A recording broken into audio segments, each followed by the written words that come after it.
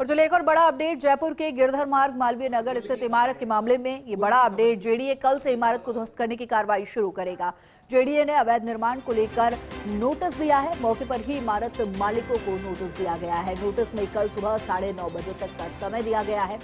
खुद के स्तर पर अवैध निर्माण को हटाने के लिए ये नोटिस दिया गया है और इसके बाद जेडीए ध्वस्तीकरण की कार्रवाई को शुरू कर देगा। कल मजदूरों और हैमरिंग मशीन से ध्वस्तीकरण शुरू कर दिया जाएगा।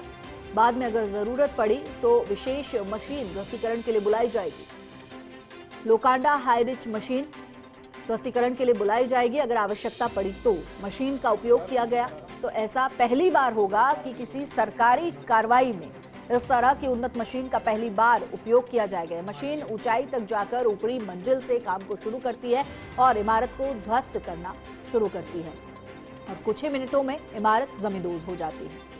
खबर पर ज्यादा जानकारी के लिए हमारे एसोसिएट एडिटर अभिषेक श्रीवास्तव हमारे साथ जुड़ गए हैं।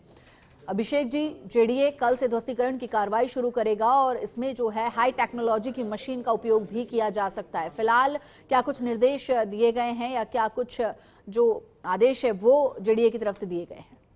जी बिल्कुल, आज का जो ये मामला है गिरधर मार्ग मालवीय नगर पे जो 5 मंजिला इमारत है, इसके गिरने की आशंका को लेकर दिन भर ये मामला बहुत चर्चित रहा और जो निर्माण करता है उनको ये लगा कि उनको दरार दिखी और दरार से उनको ये लगा कि ये गिर सकती है, तो उन्होंने खुद ने इसकी सूचना सबको दी। इसके बाद मौके पे सब लोग पहुंचे और पूरे हालातों को देखते हुए देर शाम को पड़ोसियों ने भी ये शिकायत की है कि ये इमारत गिर सकती है, तो इसलिए जान माल की सुरक्षा के लिए इस इमारत को ध्वस्त किया जाए। तो इन सारे हालातों को देखते हुए जेडीए ने आज ही जो इमारत के मालिक है उनको नोटिस दिया है और नोटिस सुबह 9:30 बजे तक का दिया गया है। उसमें कम समय रखा गया है और ये कहा गया है उस नोटिस में कि आप अपने स्तर पर निर्माण हटाएं, नहीं तो जेडीए हटाएगा, और साथ ही उनसे निर्माण की स्वीकृति को लेकर जवाब भी तलब किया गया है। अभी तक की जो योजना है जेडीए के अधिकारियों की वो मैनुअली इसको हटाने की है कि जो मजदूर और जो हैमरिंग मशीन है उससे इसको तोड़ा जाएगा और उसके बाद अगर जरूरत पड़ती है तो लोखंडा हाई रिच मशीन का भी उपयोग किया जा सकता है। ये मशीन का पहली बार है कि किसी जो सरकारी एक्शन है उसमें इस मशीन का उपयोग किया जाएगा, क्योंकि ये जो मशीन है ये नीचे जमीन पर ही खड़े होके ऊपर हाइट पर जाकर बाकायदा जो इमारत चाहे वो 5 मंजिल हो या 6 मंजिल हो ऊपर तक जाके ऊपर से उसको तोड़ना शुरू करती है।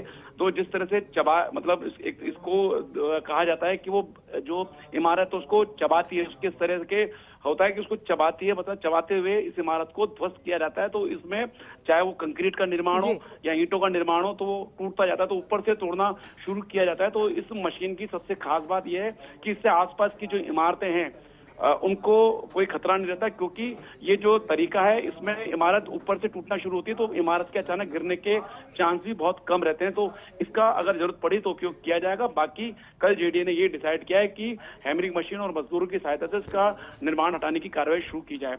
और बड़ी बात इमादरी इसमें यह भी है कि जो आज की जो घटना हुई है ये अपने आप में पूरे सिस्टम पर कई सवाल खड़े करती है कि आप देखिए कि जो गिरधर मार्ग, क्योंकि मुख्य मार्ग है मालवीय नगर का, जहां से दिन भर में हजारों वाहन गुजरते हैं और ये मतलब इस इमारत का निर्माण किसी अंदरूनी गली मोहल्ले में नहीं हो रहा था, कहीं चोरी छिपे नहीं हो रहा था, ये बिल्कुल मुख्य सड़क पर इसका निर्माण हो रहा था। इसके बावजूद ये इसमें तहखाना भी खुद गया। तहखाना खुदने के बाद ये 5 मंजिल भी खड़ी हो गई और अगर आज ये बवाल नहीं मचता तो ये शायद मामला नजर में भी नहीं आता और ये इस इमारत में व्यवसायिक गतिविधियां या आवासीय गतिविधियां जो भी शुरू होनी थी वो शुरू हो जाती और इमारत में काम जो है इसका उपयोग शुरू हो जाता और किसी को कुछ पता नहीं चलता। लेकिन आज जो जिस तरह से बवाल हुआ तब ये नजर में आई, तब जाके जो जेडीए के जिम्मेदार अधिकारी हैं वो होश में आए, क्योंकि जो जेडीए के जो प्रवर्तन अधिकारी, तो ये घटना, ये जो इमारत है, इमारत का निर्माण सवाल उठाता है कि क्या जो जिम्मेदार अधिकारी थे वो सजग थे,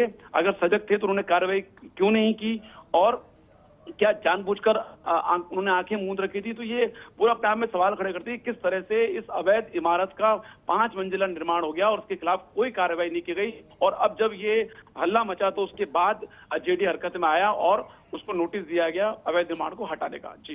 जी शुक्रिया अभिषेक जी इस पूरी जानकारी के लिए।